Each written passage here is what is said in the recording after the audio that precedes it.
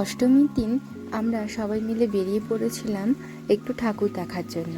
তো গেছি আমি, আমার বর মশাই, এই যে বাবুকে নিয়ে, আর ছিল ননদা নন্দাই। তো তারপরে ঠাকুর দেখার পরে খাওয়া দাওয়া তো একটু হবেই।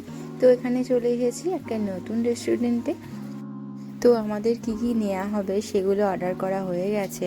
তো আমাদের খাবারগুলো আসতে একটু লেট হয়েছে, তবে খাবারগুলোর টেস্ট কিন্তু খুবই ভালো ছিল।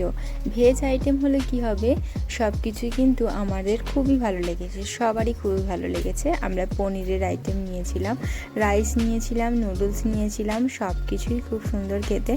আর এই রেস্টুরেন্টটা কোথায় ঠিক আমি নেক্সট ভিডিওতে তোমাদের জানিয়ে দেব। আবার যখন যাব তোমাদেরকে আরও কিছু দেখাবো।